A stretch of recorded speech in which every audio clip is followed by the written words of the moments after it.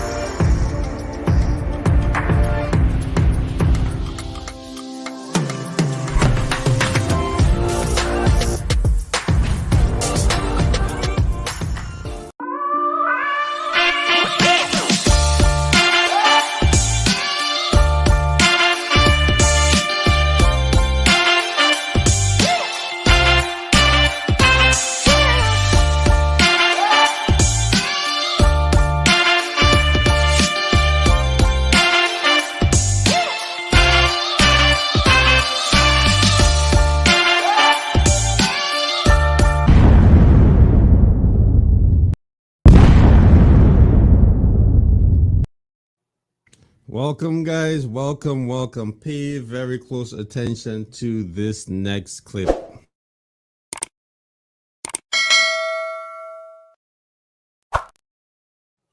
Guys, head over to the YouTube channel, like and subscribe, and don't forget to hit that notification bell so that you'll be notified every time we have new content coming out. Shout out to my co-host, Ibu. How you doing, brother? I'm doing well. How's it going? Man, I'm hanging in there. It's just part of the process, so to speak. Pun intended. Thank you for coming on to the show. We're going to go through some flashbacks of the marathon. I know you was on there last time. You was on the marathon late, so we're going to go through a few clips, and we're going to just comment on them and see, gauge the temperature of the room and see how things are at this point in time. So, how you doing, brother? How's everything with you? That sounds great to me. Let's go on. Let's All get right. some recaps. So, yeah, let me get the first one going. This is from Miss Tiffany.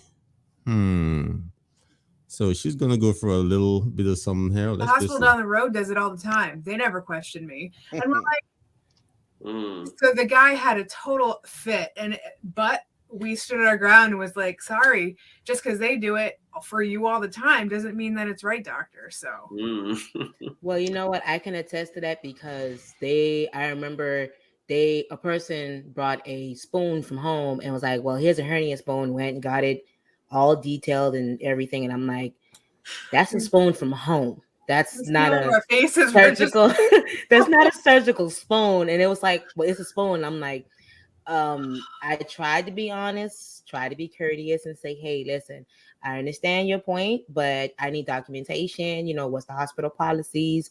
We have, rules we have to follow, but it's kind of like, well, I need it done. So it's kind of like I got reprimanded for standing up for not sterilizing a spoon that was brought from home or that was altered to fit what the doctor's preference was, but it was just the fact of like, I'm trying to catch it before it gets on the surgical field, before it infects someone, because, people think stainless steel is the same as surgical steel.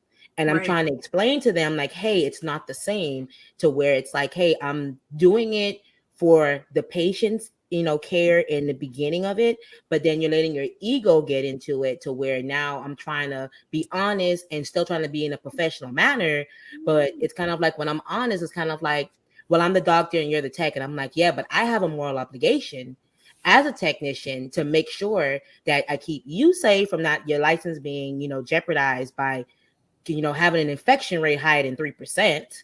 To where CMS can come, but then also you have an issue to where the patient deserves better than that and deserves better care. So we have to work together and not against one another, but it's always an issue where since because we're techs, they label us as dishwashers. And I'm like, yeah, I'm a damn good dishwasher. So at the end of the day, I'm going to make sure, be that voice of that advocate, because that patient is under anesthesia. They don't know you can contaminate the field, you can drop it, you cannot go above and beyond like we do, because we have to follow so many steps to make sure the sterility, integrity of that trained instruments is good for the patient. But it's been plenty of times I've been talked about and, attacked just for saying, hey, that's not right. Hey, what does the policy say? Hey, what does Amy say? And it's like kind of like, well, this is the way we always do it. That's why I was agreeing with what he was saying. Like, but just because you always do. All right, brother. So what do you think about Tiffany's comment? Somebody brought a household spoon into the department. Persons are bringing modified instrumentation into the department to be sterilized. And then when you bring it up that, hey, we do not have the IFUs, people want to belittle you based on your position. Have you ever been in such a position? Numerous times. And I remember this conversation quite vividly, like it was yesterday, even though it was about a week ago. So Miss Tiffany says she has a moral obligation, and I think down the line I also say she has a professional obligation to actually follow the IFU. So, sterile processing technicians, like she said, some consider as dishwashers, but it involves a lot more than dishwashing. It involves some chemistries, it involves anatomy and physiology, involves comprehensive reading and understanding of literature. The IFUs alone, I bel I remember when I first started sterile processing, some of the IFUs contradict themselves. It used to be confusing. And sterile processing technicians, together with your leadership, have to navigate those complicated IFUs. Now it's getting better with easy to read and understandable languages. And we still have to follow the process because, God forbid, what if something happens and you're called to the stand? Did you follow the IFU? Well, Dr. So and so told me I can go ahead, put her. Who is the subject matter expert here? Who is the one with the certification? Who is the one with the training? At that point, you'll become the liable person over there. So, I'm really glad that she stood her ground on that issue and told the surgeon, hey, no matter your position, the IFUs are the IFUs and the guidelines are the guidelines. We got to follow them. At the, I at just the, bomb, but I just I love the bomb. At the end of the day, is the patient's well-being that we're looking for. And on that note, we also have to look at the patient safety. And this week is Healthcare Quality and Patient Safety Week. So that right yes. there, we All have to right. think about the patient. Right. Because we're the advocates basically, to let them know or to fight for what they don't know, or what they Stand your ground, or people. they Make what sure they the guidelines are on your back. Throw the guidelines down if you need to. yeah. Because persons go to surgery and they have no idea what's going on. So we are kind of their voice. If instrument that's doesn't have IFUs makes it to into our possession, we have to let Yes. them know, hey, we can't reprocess this. If some surgeon or someone made or comes from another country and doesn't have IFUs, we have to say, hey, we can't reprocess this. We have to find a substitute or another route to perform safe surgery on that patient. So I And if you definitely and if you insist of me reprocessing this, can I get it in writing that this is what I'm supposed to wash it with? This is my manual cleaning procedure. Can it go to the automatic washer disinfector? And oh, by the way, what parameters am I supposed to run this in the sterilizer? May I please have that in writing, just for my own sake and for your sake, so we have our legal obligations covered before we move forward with that. If you cannot get me the full blown IFU, let me get something in writing. Yeah, because you know when something happens, you know who they come to first. They don't go to the doctor and say what happened. They say who who gave you that instrument or who sterilized that instrument. Um, and then it comes right back down to CSS because we're the lowest on the totem pole. So it's easier to get rid of one of us than to get rid of a surgeon. So Yes. it's like, somebody gotta has to suffer. It's probably gonna be somebody in CSS who said, okay, no problem, I'll do it for you. And then you lose your job or you get reprimanded for that. So Yeah. guys, we definitely need, if you feel that you don't have a voice to speak up on certain matters, hand it off to your supervisor, hand it off to your manager, and they will speak on it on your behalf. But don't stand there face to face with the surgeon and say, hey, I'm not doing this. No, say, hey, I'll present this to my supervisor, I'll present this to my manager, and they will handle it. So now if they want to end up reprocessing it, now the onus is on them. Yep. So And we also got to remember it's not what you say, it's how you you say. say it. That makes a huge difference. So true, so true. And don't be truant and say, "Oh, I'm not doing this." No, just hey, I have to find out. I have to find the IFUs. Can you give me a few minutes? Let me look it up. Now, after you do your due diligence, don't assume because you never seen an instrument that automatically it's not reprocessable. True. Take a look at it. Go through your online IFUs or your written IFUs and see if it actually exists in there. Because some things I'm surprised that are still available. Like I'm seeing some some instruments. I'm like, oh, you can reprocess that. Oh, I had no idea. Because some, like, in the back of my mind, sometimes I approach some situations like, no, I've never seen that reprocessed in my life. Why are they doing this? And then then I like, okay, let me go and just double check, see if I find some IFUs online or someone. Then you look up, you're like, oh, okay, I didn't know that. Yep. So do your due diligence first before you end up, saying something or doing something you'll regret in the future. So make sure either you can't find it, for a friend, because there's a network on LinkedIn, on Facebook. Put the word out. Tell them, like, if you can't do it right away, tell them, hey, if it's needed for the next day, tell them, hey, give me a few hours. Contact some folks on LinkedIn, contact some folks on Facebook. Don't just put it out there in a Facebook group with a photo. Hey, they want me to sterilize this. They're crazy. You know what I mean? Don't do that. Reach out to Do not do someone that. and get some get some advice on what your next step should be if you're not sure. All And right, those. we are a social network, and there are sterile processing professionals that may have come in contact with whatever instrument you are looking at reprocessing. Reach out. I have done it myself when a rep brought me an item that I've never seen before. And I personally thought it was made up, something he cooked up in his workshop in his basement. But he told me he reprocessed it at facility B and B. So I just Mhm. reached out, hey, I have this instrument right here. Are you familiar with them? Can you help me there? What is your process? And lo and behold, they just shoot me an IFU through an email. I was like, thank you very much. Now I can go ahead and reprocess this so everybody is happy at the end of the day. So Yeah, reach yeah, out to yeah. your folks. Yeah, because now we have cell phones. We could take a photo and send it. It doesn't have to, go through an email, send it to your phone, take a picture with a camera, download it to the computer, then send an email. It's so easy now. You could even do a face chat or something. I don't use iPhones, but you could do the face chat thingy or whatever they call it, the Apple, whatever they call it, where you're talking and you could see. You could do that. I'm an Android guy, so I Yeah, don't I'm an know that Android guy, iPhone man. I stuff. don't know about that Apple. Apple is a fruit. So, sorry, Apple users.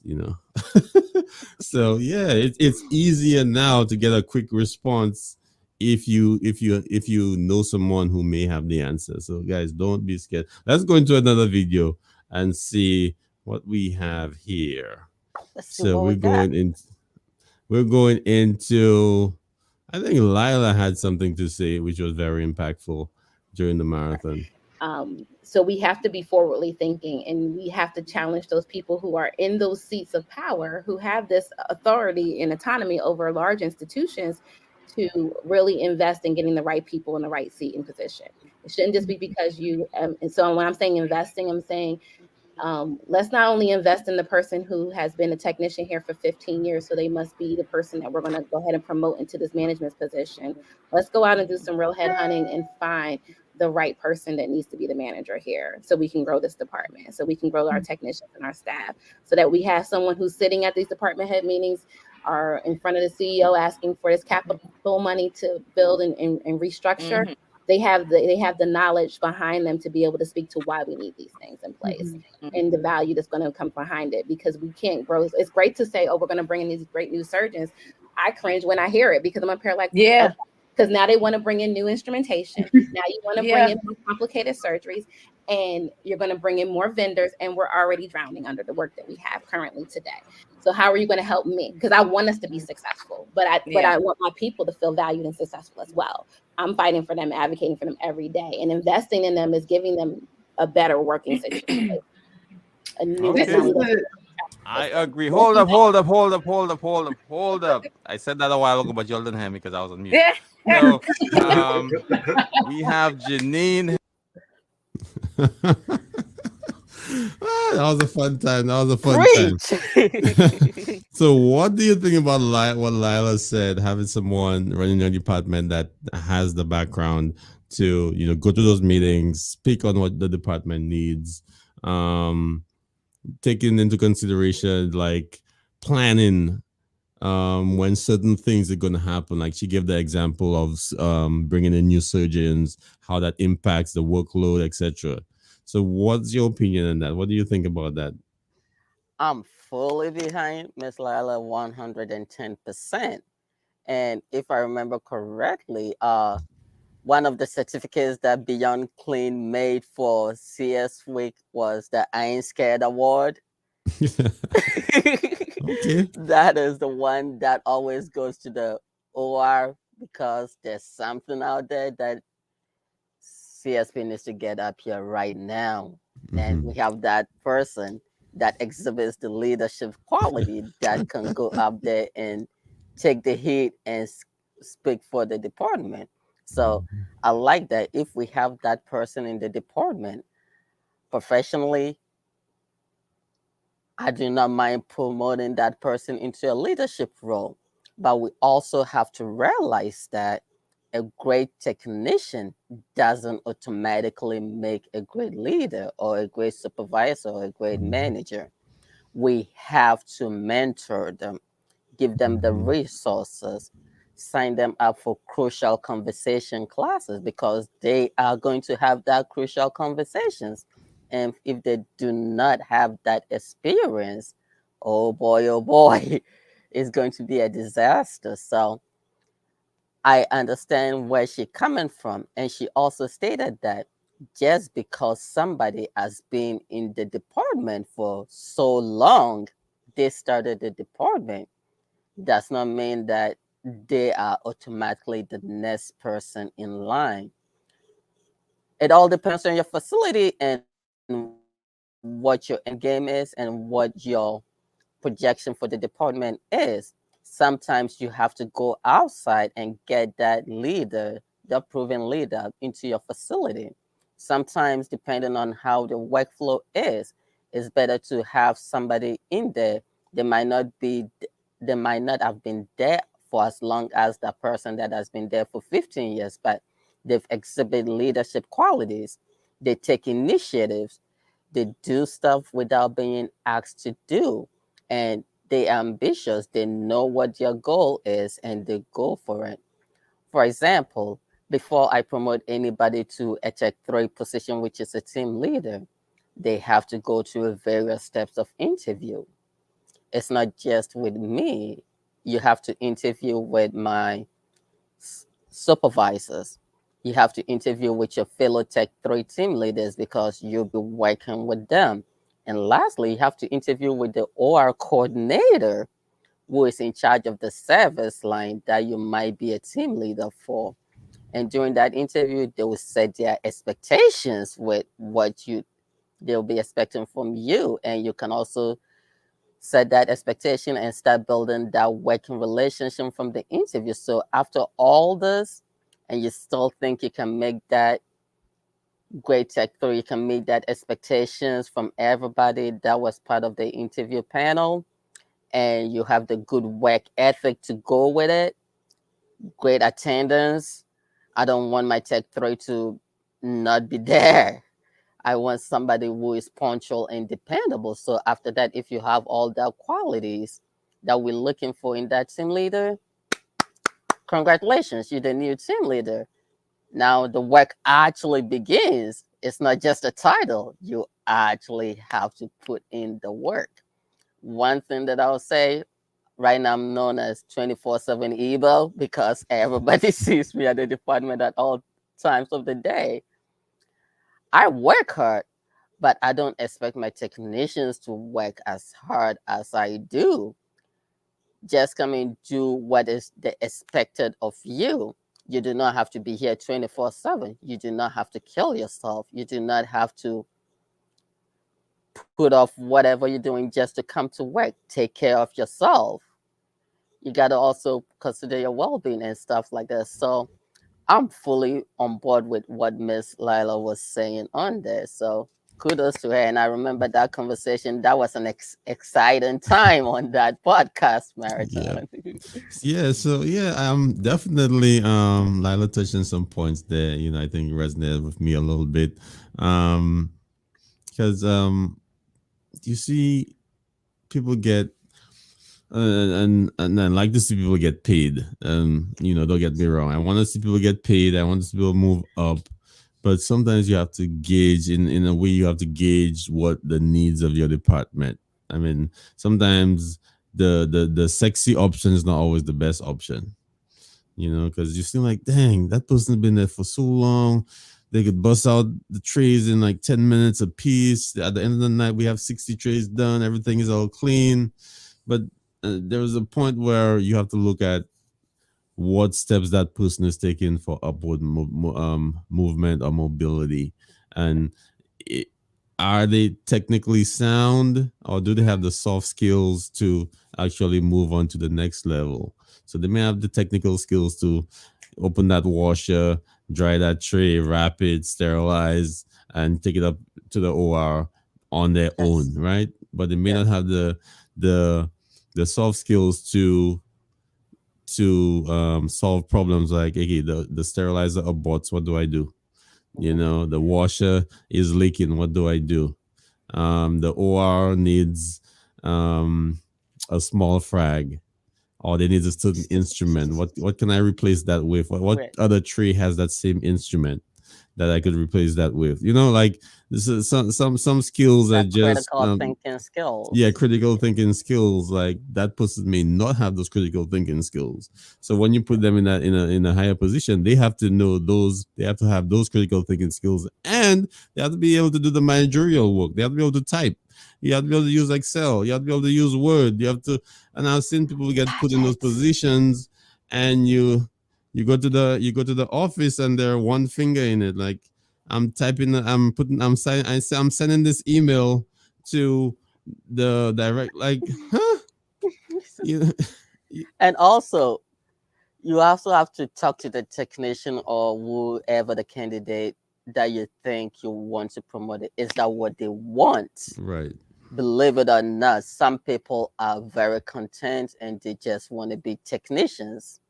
Not Hmm. everybody is like Ebo that wants to move fast and break stuff. Some people are content with the great job they do. They know that they'll be a great asset where they currently are. And I just experienced some a couple of weeks ago. Full disclosure, I have a supervisor position open that I'm actively interviewing for. Mm. Somebody came to me and was like, hey, I'm a great candidate. Don't get me wrong. I would like this. And at one point, I would like to do this. But at this times, I think I'll be more effective where I am I'll be more of a asset to my team that I'm with, but I'm actually moving up the ladder to be a supervisor. And I was like, Mm-hmm. thank you very much. And thank you for actually coming to me with this. That shows that when the time is right, when the time comes, you'll be better equipped and better prepared for that role. When Mm-hmm. somebody like this comes to me, go to LMS, assign them all the leadership stuff that they will need, start preparing them for the future leadership role because they've shown that initiative and they've shown that critical thinking skills. And they have a strategic vision of how the department should work. They're not just Mm-hmm. looking out for themselves. So, somebody like that down the road, if something opens and they're still interested, hey, come slide in here. This is Right. yours. Great I job. agree. I agree 100%. And then persons need to understand like you have to show consistent growth. Not that you used to do a trade in 20 minutes, now you could do it in 5. That doesn't correlate direct in the way it needs to be a leader. And if you grit with trees and bad with people, it won't work. you know, because you're managing people and processes. So if you can't manage people and processes, it won't work. You could be the fastest ever, you're just gonna be the fastest by yourself. Mhm. You know, because what you're gonna have a dysfunctional department. The people under you are gonna call out, they're gonna slow down, they're gonna find a reason to not follow you. They're gonna contradict everything you say. You're Yeah. gonna have to work twice as hard to get half as much done. In terms Yep. of changing policies, changing procedures, you have a new practice, a new process you want to put in place. Is instead of Hmm. taking you a week, it's going to take you 5 months Yep. because every time you have an in service, they're going to do it for 2 days and then they're going to sleep back. They're like, following that guy. That guy is a jerk. I don't want to do that. So like you gotta definitely be good with people, or at least managing people. You know. Yep. And if I remember correctly, during that episode, somebody also said something about budgeting. Most Hmm. CES people, they just, all right, I need this. And before they realize they have it, the budget is already done by somebody. That is something that we have to know how to. We have to know the different types of budgets, your operational budget, your capital budget. You got to Hmm. learn how to write those S bars, people. Hmm. Hmm. And when you write the S bars, make sure that you reference on the guidelines. You got to sell it. Yeah, Basically, yeah, that's yeah. You all have that to. it is. You You got have to to. If sell you it. really need it, and then you have Yep. to. You have to gauge your upper management too. Yes. You have to And know, hey, they're really not gonna get that. So why waste my time? Oh, this is something they could get. Let me focus on that on that. first. Because you could be asking for 10 things. You have to know, you have to gauge your upper management and see what they usually do.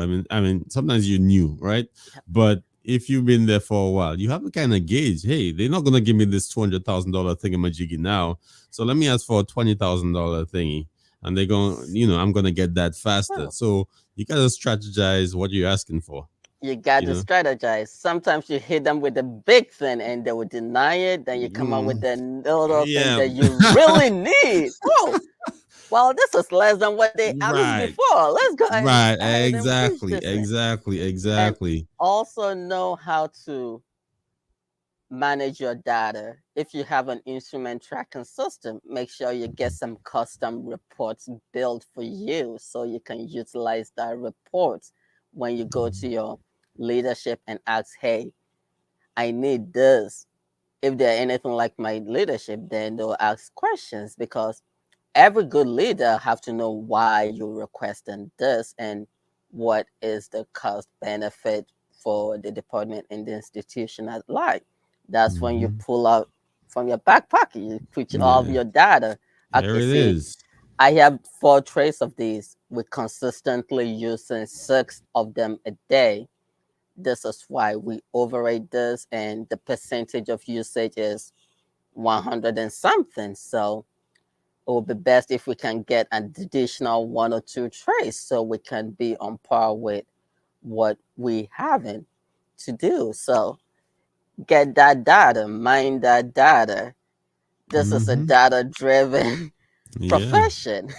Yep. And then have it Out with the available. old, in with Yeah. the new. And have You it got to be able available. to Have it in speak. an email ready. Have it not in an email ready, but have it in a little area on your desktop so that when they ask for it, you're like, oh, this is This tray is a, usage. Oh, this is repairs. Oh, this is assembly. This is the time for reprocessing, time for turnaround, whatever.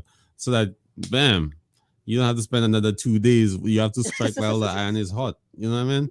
Like somebody asks you for something in a meeting and they want to know right now, and you're like, I have to dig for it. Maybe it might take 1 2 days. And I was like, nah, we're not doing that anymore. I reconsidered. Or they forget about it because you took too long. yeah, So yeah, you you got to definitely, anticipate the questions and anticipate the behavior. yeah, If you have it exactly. and don't ask for it, great job. Mm-hmm. But Mm-hmm. when they ask for it and you don't have it, Right, yeah. right, right. And then just give it to them anyway. Hey, yeah, by the way, guys, I was just looking at my reports and I found this. Here, take a look.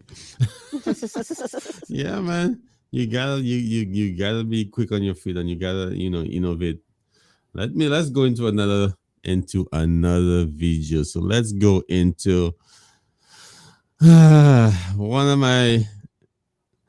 my new favorite people. Most instances, but in the Yep. ISO standards, it's shall. Yeah. Like you don't Shall. have a choice; you Mhm. have to do this.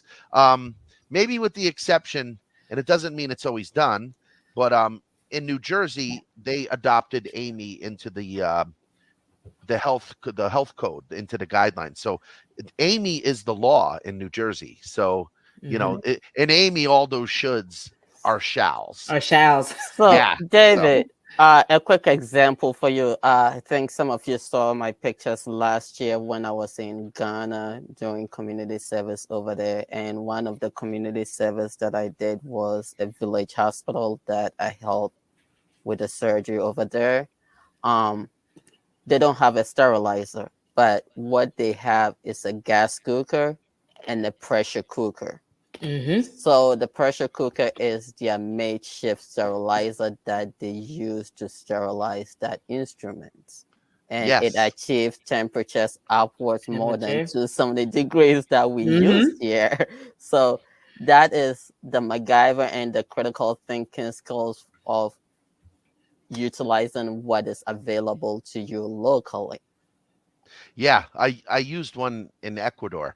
I went to Rio Bamba in Ecuador, and they told me there would be an autoclave there, but it was a dry heat oven. It was like just a box that it was like a box that got hot, and so I brought one of those pressure cookers with us and left it with them. But I was also 9,000 feet in elevation, so you know how we have our big books out there, the ST79. You guys all know Perkins, right? Dr. Perkins wrote this book for SPD back in the 50s, and it had all the steam tables in it. And I'm like, when are we ever going to use this? But the steam tables never change. I actually used Dr. Perkins' book to figure out what I needed. I thought there was going to be a Prevac sterilizer, but in the end, it didn't matter much. But Ibu, Africa is one of the only continents I have not put my feet on. So, I would love to talk to you about maybe doing a mission over there. Let me know when you're going over there next time, because I'm it's always good to actually have people on the ground. I'm So, actually planning a community service mission next June. So if you're interested, I'll yeah, let let's you in talk on that. offline. Yeah, All right, all right. So now you're keeping secrets now. So you're planning a community service mission, and this guy isn't even involving me in it, so I feel some type of way. So, but yeah, let me Hey, go back to my mission. Let me go back on. I'm going on a mission next month, guys, to Jamaica. I'm looking for sponsors. All my sponsors, I'll create a t-shirt with all my sponsors' names, and shout out to the two sponsors I have so far. I think I have a few more than two, but shout out to calzero.com. They sponsored me right off the spot. They heard what I wanted to do. Thank you. Thank you, Jennifer. Appreciate your support. And shout out to Med Label. Shout out to Beth. Med Label is sending me some stuff. Thank you, Beth from Med Label. Check them out, guys. Med Label and calzero.com, my sponsors for Jamaica at this point. So yeah, I'll give you a shout out. And your name is gonna be on the t-shirt, and I'll be wearing that t-shirt to Jamaica. So guys, all right. I digress. So Awesome. what's going on in June? So before I get on that, so if an individual wants to support your mission, how can they Mm. support your mission? Okay, you can support my mission. Oh, good question, brother. Good question. Good plug. Good plug. Appreciate it. Appreciate it. If you want to support my mission, you can call me to get more information, 559-825-5773. Or if you want to call me and send me something, or you just want to send me something and don't tell me anything, you could direct your mail to Sterile MD, 2803 Philadelphia Pike, Suite B, 1476 Claymont, Delaware 19703. It's a real thing. Mail me, send me what you have, and you'll be on the t-shirt too. So Just don't it's send easy. extra small gloves. The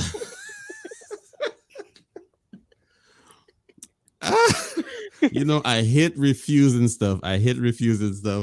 But I don't want to bring it down there. And maybe the kids in kindergarten could use it, because there is uh a a child care portion of the mission also. But I'll think about it. But right now, I'm trying to not bring too much of a, like a sack. So I'm trying to weigh exactly. Maybe I might take you up on it, but the extra small is kind of really niche, really really niche. So, but don't throw them away though. Don't throw them away. No, we're not throwing them, we're keeping them for our June Yeah. trip. So back to the Oh, June you keep that trip. for June. Oh, you slick. You are slick. Back to the June trip. Um, Yeah, but let me so say some one thing. The thing I say with Africa is really expensive. That's the only reason I haven't really been there, because I've been looking at missions for since I started cell processing. So, and Africa was like a $8,000 trip for me. So yeah, that's my deterrent there. That's why. Someday I'll get there. I'll get to the motherland someday. hey, the Yep. Meadowland will always welcome you. I So, appreciate it. and I Appreciate like it. how you said Africa is expensive. It depends on where you're going and the time of the year. I Okay. remember back in 2018, I went to Ghana for a round trip of $600. When I came back, I think that's when the Star Processing conference was held in Nashville, Tennessee. And looking at flight tickets, my flight ticket to Tennessee was more than my international flight ticket. Wow. Me being me and not Wow.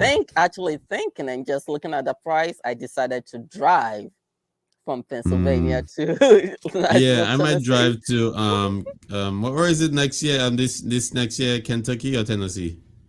No, Nashville, Tennessee Nashville, again. Yeah, I might Yeah. drive. I think I'm gonna drive.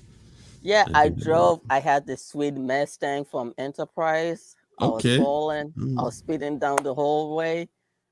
Luckily for me, I didn't get any speeding ticket going or coming. Mm-hmm. So that Yeah, was mission accomplished. But I think. I said I'll never drive to any conference again. So now I fly. Yeah, it's about what, a couple hours for me, 7 to 9 hours, something like that. I think I might drive. Who knows? 9 hours. Yeah. I might, I might tag up with Hank Balch. Shout out to Hank Balch Beyond Clean. Might try and tag up with him. We'll drive down, have a little caravan. Yeah. So my trip in June, it's in the planning stages. We have a community clinic in my village that I come from. Yes, I come from a village. I'm a village man. Oh man, I no, don't like the city folks. The no, village is nothing wrong with small, that. calming. There's no Village, light pollution. I yeah, can see villages the are great. stars. So Villages are we have good. a community clinic in the village. So there's no surgical processes on this. So the plan is to get in contact with some of the teaching hospitals, our biggest teaching hospital in the region, to actually have some surgeons over there that we can have some small cases in the community clinic in the village. Most of the village, because of the water issue, most of the stuff that they see is guinea worm. So just getting the worms out of the infected wound would be a great thing that will only require local anesthesia and some couple of tweezers to get the worms. I see your face. I'll have to Google that. I think I've seen that before, and I didn't like it. Yeah, So, and oh some boy. surgeries. We also have some eye issues, cataract. So looking at those, getting that done, but it's still in the planning phases as we get traction. I don't plan. I don't usually plan something till I'm sure that we can attack it and complete the mission. So I have Mhm. some good leads on this. Some people have local doctors have stepped up, but it all requires resources. So putting those Mhm. needed resources together. Uh, my dad has a nonprofit organization that actually has a school over there, and we have a pineapple plantation. So we do looking at rationalize those funds and support the community, because at the end of the day, let's get the build up the community. So I agree, stay brother. tuned on that. I'll be making a big splash when Yeah, the time man. is ready. And come on this show and make the big splash. Don't go anywhere else. You know, this is where you need to make the splash, brother. You All know, right, the and process. you're on I'll the be back. process, brother. Yeah, that's where, and then maybe we could collab and do something as a sterile processing mission and do something big. You know what I mean? So maybe we could plan something down the line, Yep. and you know, And I like mission work. I think Sean just came back from Jamaica, or who's that? Sean Weir. Oh yeah, yeah, yeah, yeah, yeah, yeah, yeah. I'm not sure where he went. Yeah, he just came back from a mission overseas, and Hmm. looking at the picture, I'm like, hey, that looks like my hometown. I love the colors. I love the greenery. I was like, yes. So let's get more sterile processing folks involved in that. There's more to surgery than just cutting people up, in the instruments Hmm. that is needed needs to be reprocessed. And we have a built of a lot of knowledge in the field that can help transition, make this a smooth process. So let's all get involved. If we need support, we can build that support network. Little drops of water makes a mighty ocean. I don't mind Hmm. donating $5 to your cause. If like 1,000 people donate $5, that's 5 grand right there. Hmm. So Hmm. let's get involved if you have the time or the PTO to do that. Also, ask your facilities. Maybe your facilities have some grants or something that they can use to sponsor that mission that you are about to embark on. Get your facility T-shirt. So that is promoting your healthcare institution right there. So Yeah, I there agree, are brother. resources available. We just have to find where to get them. Yeah, yeah, I agree. I agree. And let me give you a little. Um, I got two bombs. and yeah, you can make a difference if you want, because I was a little lonely technician back in the day. So guys, you can get resources. The resources are out there. You just have to ask for it. You know, closed mouths don't get fed. But one thing I just want to talk about, I want to talk about a shoe that lets you comfortably walk away from contamination, right? We know you spend your entire shift on your feet and need a healthy shoe that can be easily decontaminated. All Cause Zero shoes are designed to keep you moving and can be machine washed or disinfected with bleach. Cal Zero, a new type of footwear that meets the changing needs of the medical environment. Using an innovative copolymer rubber compound to create a product that is sterilizable, autoclavable, anti-static, and extremely comfortable for people standing long hours. Additionally, Cal Zero Classic can be sterilized using an autoclave at your facility in your sterile processing department. In business since 1983, Cal Zero is here to wash away your worries every step of the way. And the mission is to provide comfortable, easy to wear footwear made to treat your feet. So, guys, go ahead and get your Calzero shoes. Coupon is right down here, right? You see down there, it's scrolling by right now. When you're checking I out, actually you got my type in. pair. Oh, that's what's up, brother. That's what's Yep. up. But you know what I would You like better if I can customize it with my name and QR code on there. So when I put it in the washer and it comes to the prep and pack, I just scan the QR code and print me a label. Abel's call 0. Do not attach. Hmm. Hmm. Maybe you could, and that's just a thought right now. Maybe you could rivet a barcode in the front. Oh, I can put a key dot on there. Mm-hmm. Get it? Mm-hmm. Yep. Yeah, So, yeah, brother. Yeah. hey, my shoe has an IFU, so I can sterilize it. Yeah, yeah. You might have to follow the IF. You might not be able to do that. You might not be able to. Yeah, yeah, yeah. That's true. You are so right. You might be able, but guys, you could wash your shoe. You don't have to wash it every single day. You could wash it at the end of the week if you're in Dick and Tam for a certain period of time. Then put it through the washer. If you're working till the end of the shift, at the end of your shift, just put your shoes in the washer. Switch up. Put your shoes in the washer, or you could designate somebody in your department for cleaning the shoes or washing the shoes, and you don't have to sterilize it, man. But washing your shoes, man, sometimes I had some shoes back in the day with some smells and stuff. I'm like, dang, this is a brand new shoe, it's already smelling. What, you know what I mean? I just spent a good bit of money on that. I can't just let it go, you know. So I'm walking around with the smelly shoes, hoping nobody smells it, you know. So Cal Zero is solving a lot of issues, guys, especially if you're in digging time and you have those cloth shoes that blood Bible falls in, and you think, oh, I'm looking cute, I have a Nike Air on. No, all that dirty water is falling into your socks, man. Stop wearing those shoes and get a pair of Cal Zeros. All right, Cal Zero shoes, sorry. So all right, let's go into another video here.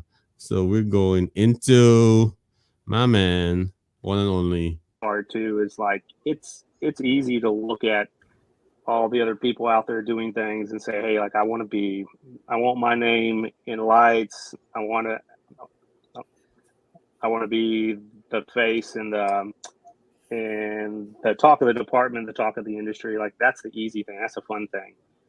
And I can't tell you how many times though that's what gets people into creating media is they want to be seen, they want to be heard. And I don't think that's really the driving force that should be driving someone to do this, because you're going to create content that's not actually valuable to the industry. It's just trying to, puff yourself up basically and like make a brand for yourself, which I'm all about personal branding for career growth. So don't get me wrong on that, but that's the wrong reason to start a podcast. And that's the wrong reason to start creating content if it's not ultimately for, at the end of the line, improving patient care, improving the industry, inspiring others. If it's about you, it's the wrong reasons.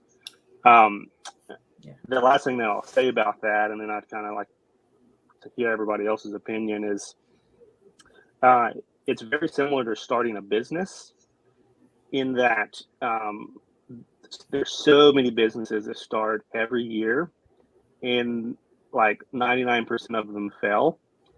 And like the first thing that people do when they get excited about, starting a business is they're like, hey, I'm going to go create a website. I'm going to get business cards made. Like I'm going to go get t-shirts made. Those are the easy, fun things about. All right, all right, all right. You had some good points there, brother. Thank you, Hank, for coming on the marathon. That was I really appreciate his time. It was late night. You could see he was chilling on his couch. So yeah, he spoke about the reasons for getting into podcasting, social media, not doing it for yourself, having a purpose to help persons out. And that's one of the reasons why I got into it. I heard messages, but I didn't have messages the way I wanted to hate. You feel me? You feel me, brother? Yep, I Like, you definitely know, get that. egg moi ça parle Creole aussi. So I want to bring a little Creole into it too. So, there's a whole different dynamic, which I'm gonna get into. I like that. I was like, did he just speak French to me? I was like, So that sounds like something I heard yeah, before. so that's coming down the line too. So little known secret. So mas ça That's parle awesome. Creole timide. So a lot of no kai parle pli. Um so So yeah. do I respond we? Yeah, we just say we. Just say we. So let me give a shout out to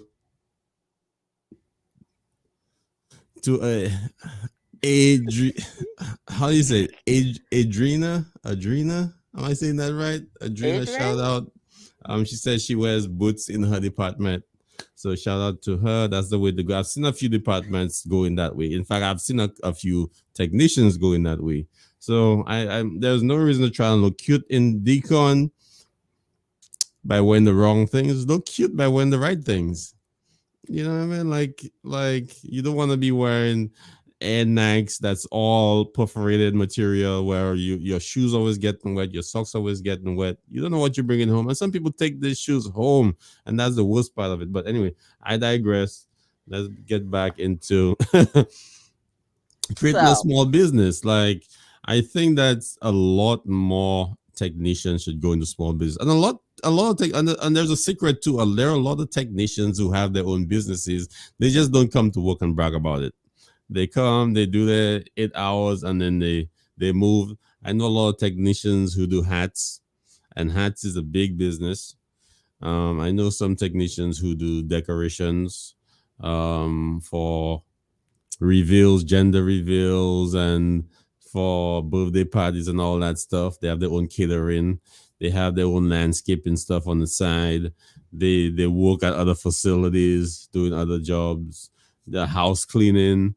There are techs who leave. I know this guy who had his own house cleaning. He used to clean offices after work and all that. I'm like, there are so many talented people. I know technicians who play musical instruments, who play after work, who play at events and stuff. So there are plenty of technicians who go into other things. It doesn't have to simply be content creation or podcasting, but there are plenty of people out there. If you feel your voice is not being heard in terms of your message, like if you like to play instruments and there are no cell processing and you want to create a cell processing theme song or something, like, you know what I mean? There's nobody creating it. Create it how you want. If you could play the drums, if you could play the saxophone, piano, make cell processing what you feel, incorporate your business in cell processing, and you can only grow from there because there's a whole other net.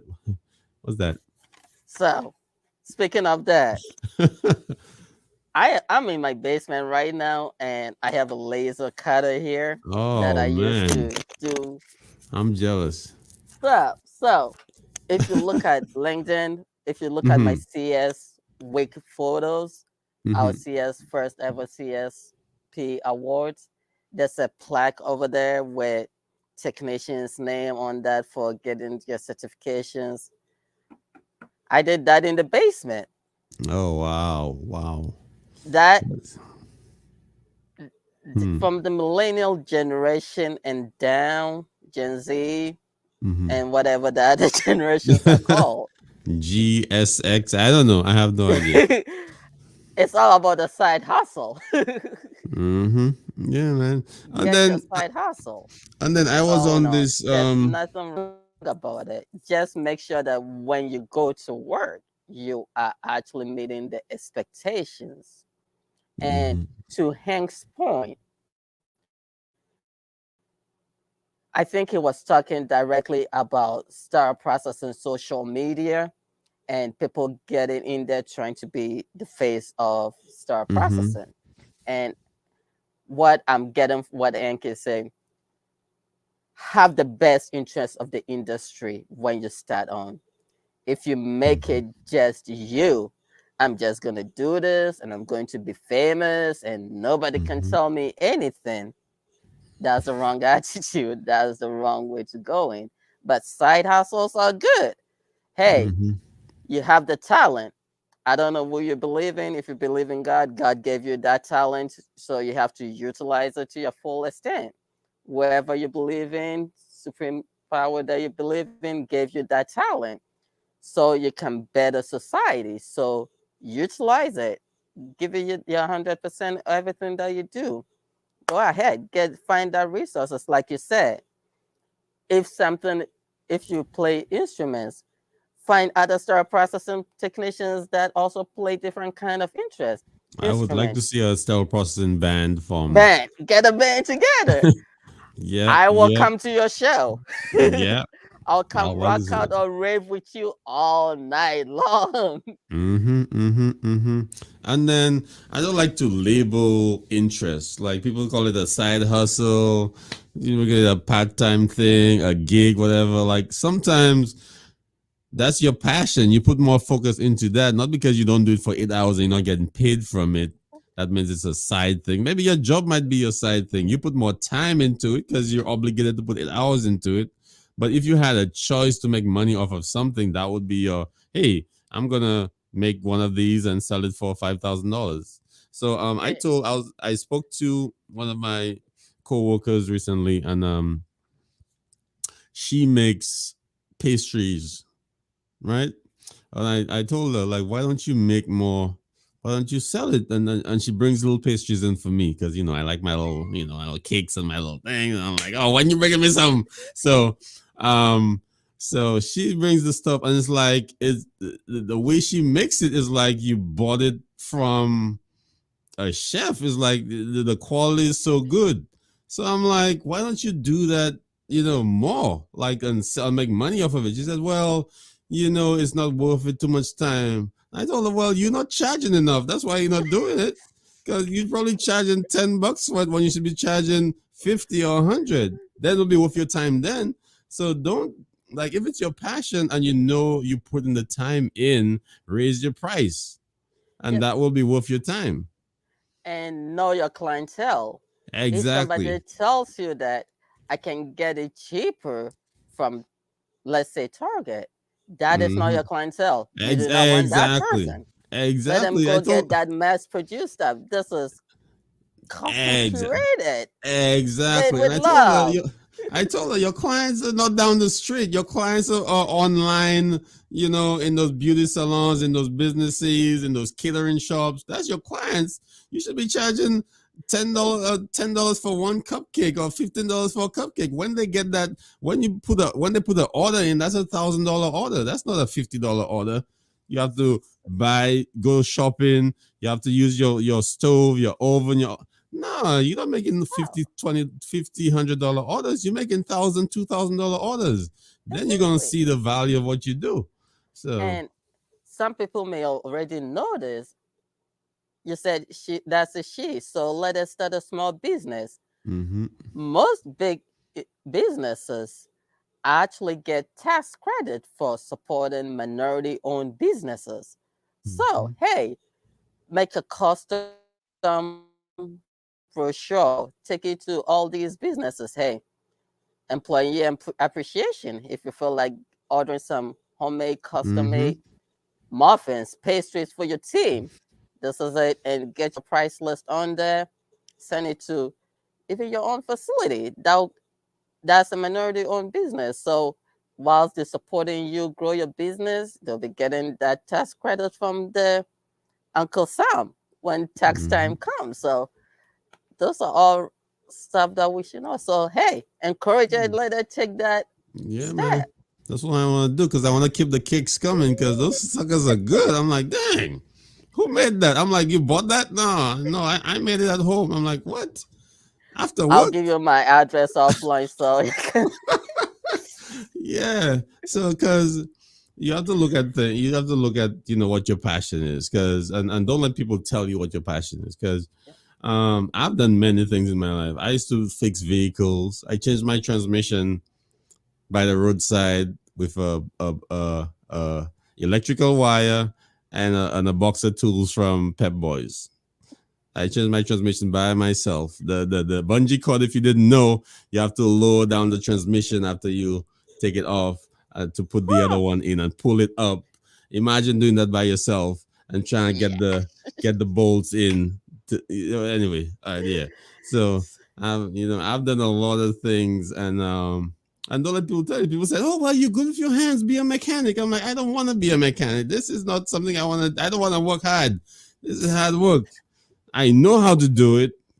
It's something I wanted to learn, right? And there are things like I want to learn. I want to check off the list. Like, hey, I know how to do this. I know how to create a podcast. I know how to do X. I know how to create a overlay. I know how to like all that good stuff. I wanna know how to do it, but doesn't mean I want to do it for the rest of my life. Yes. You know? So when I first started riding motorcycles and scooters, That's what I I'm talking took about, brother. I know you from another life. I know you from another life. I took small engine repair class from a community college just so I can work on my own small displacement motorcycle engines. And my especially on my scooters, those were the two-stroke old scooters, antique scooters. So it's really Mm, hard to get those into the repair shop. So taking that class actually helped me actually do some wrenching on mm, those. If my carburetor need adjusted, oh, I remember this class told me this. So went in mm, there. So that was for a hobby. We can also shift that into our professional lives and get that professional growth. We can mm, take all these other classes. If it's not an additional certification, if you are aspiring to be a manager, Excel would be your best friend. mm. Get some Excel. Excel, know some Excel basic. You don't have to go through the advanced Excel and do pivot tables and all that. The basic of Excel, exporting your data into Excel and sorting them out to present it. Just the Mm-hmm. basics. So we can also do that, get that professional development going. And if you have a hobby that you like, don't let anybody stop you. Get Mm-hmm. on that. And my basement is like my stress reliever. I come in here, turn on the laser, ooh, see the light go around. I was like, this is relaxing. So Yeah, man. I'm looking to get a printer too. 3D a printer. 3D printer. I Yeah. dabbled in 3D printing when it first came out. Mm. It is awesome. I have some 3D printed pieces around here somewhere. Yeah, man. I want to get into that eventually. I have a couple ideas of stuff for cell processing. Oh, nice, nice, nice. I have some ideas for stuff for cell processing, but getting the patent and all that together costs money. So you kind of have to have some money to get that started. So, Yep. So um, with that being said, if you're in the central Pennsylvania area and PA as a whole, this Saturday, CASP is having our in-person conference. Come in there and I'll have some surprise for you, something that I cooked it up in the basement. So okay. hope All to right. see you there.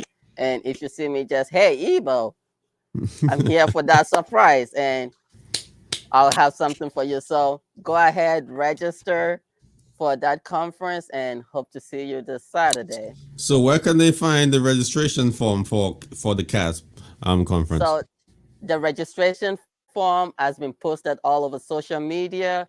After this, we'll go ahead and repost it on the Yes, we CAS, need to repost it.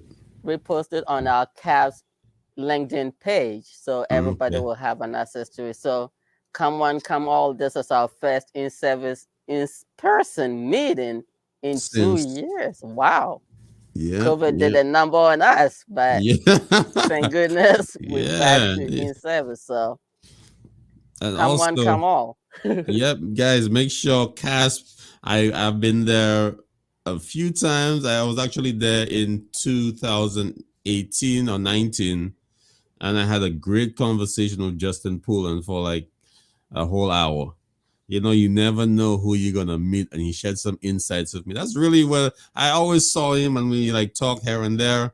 But 2019, we had a whole full blown conversation of some things I wanted to do. I was doing some writing and some other stuff, and like he was just a good sounding board. So guys, you never know who you're gonna meet. I didn't even expect to meet him. I was just lingering on the outside. I went to the bathroom and then I came out and I'm like, Justin, what's going on? Hey, how you been? Blah blah blah blah blah blah. And then we just started talking. And then he shared a wealth of information because I think Beyond Clean was probably like maybe 2 years in at the time. And now they're 5 years in. Beyond Clean was about 2-3 years in about the time. Yeah. And he was sharing some information with me about how we got started and stuff like that. And I'm like, oh, that's interesting, brother. I might try and do something like that one day. And no, lo and behold, here I am. So, yeah, guys, take the drive and go up to the where is it in? What city is it in? So it's happening in Harrisburg at Penn State Health Holy Spirit Medical Center, their conference room, and we'll have breakfast and lunch ready for everybody. So come on up. It will be a Yeah. fun experience. Got to meet all these awesome sterile processing technicians. Yeah. Shout out to Walk Health. We'll have the most attendance over there. Yeah, let me give a shameless plug too. The Mid Atlantic Conference is coming to Atlantic City on November 13th. Guys, please take a look at that. Try and come down. It's in Atlantic City. You're invited too, brother. It's in Atlantic City. We have 2 days of fun, food, and knowledge. I tried to get another F, but I couldn't get it. So so come down. Fundicational. And education. Yeah, yeah, yeah. So it's Sunday and Monday. So please check it out. Let me. Oh, okay, okay. You said the link. Where can I? Let me copy that. Hold on, hold on, hold on, and I will copy that. Let me see if I could post that in the comments. Yep. All right, guys. Here is the link. I just posted it in the comments. Click on that and you fill out your form and you're registered. And guys, make the effort. Like it's COVID's over. I mean, COVID is the pandemic is over. We still have COVID lingering around. Go to your conferences, guys. Get that education. Yeah, you could get it online, but the interaction is so crucial in terms of getting things done. Yeah. That one-on-one looking a person in the eye and say, hey, this is how I feel about this. And they're like, oh, I understand what you mean. Talking to somebody or in a group or in a circle. That's just so, I think as human beings, we crave that intimacy, that one-on-one, that contact, with people. So guys, go do it. And don't forget, guys, another shameless plug. I'm going to a mission in November. I'm looking for sponsors. Shout out to my current sponsors, Med Label. If you don't know who Med Label is, guys, if you have any kind of label in your department, most likely it's from a couple different companies, but Med Label is one of the biggest ones on the East Coast. So Med Label, if you want your scope tags, if you want your return to SPD tags, if you want your clean, use, dirty tags, if you want your clean or biohazard tags, anything you want, check out medlabel.com, guys. And calzero.com also, they stepped up, so spoke to them about the mission. They're like, yeah, we're gonna help you out. Boom.